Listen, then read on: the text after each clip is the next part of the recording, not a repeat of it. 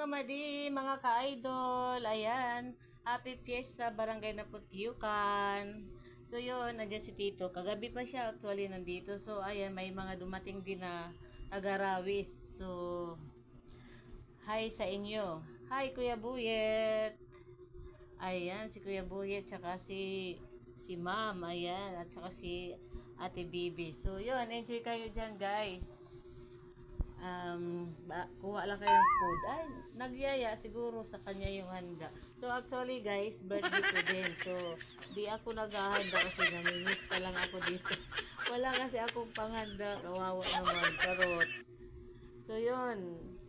Ini-invite lang kasi ako dito nila Madam Christina dito sa pag pista dito sa Naputiukan kasi yun yung birthday ko din yan. So yun, nalibre na ako ng handaan kasi yan na yung handa ko. Tingnan nyo guys. Yan ang handa ko rin. Buong barangay naghanda. Charot. Feeling.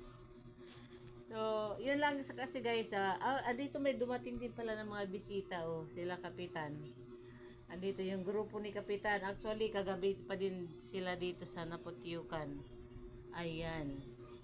So, nagkita-kita kami dito sa bahay ni Madam Christina. So, every year kasi andito ako sa pista.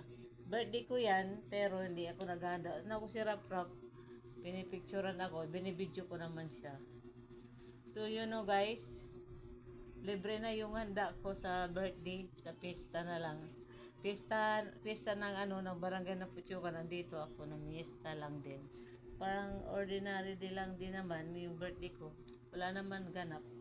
Ayoko din naman maganda kasi wala akong panghanda actually. So, wala tayong pera. Di pa tayo pinasahod ni Meta eh. Charot, sinisi pa si Meta oh. So, yun. Yun lang naman guys. Ayan, pinakita ko lang yung ganap dito sa pistahan. Ito lang ang yung araw ko, yung birthday ko, pero andito ako sa pista.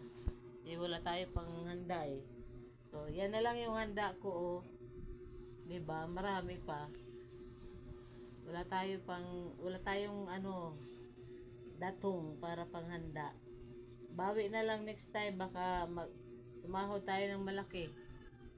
Saka na lang ako maghanda. Invite ko kayo. Charot! Wow! Charis! Kala mo naman, ang laki ng earnings, no?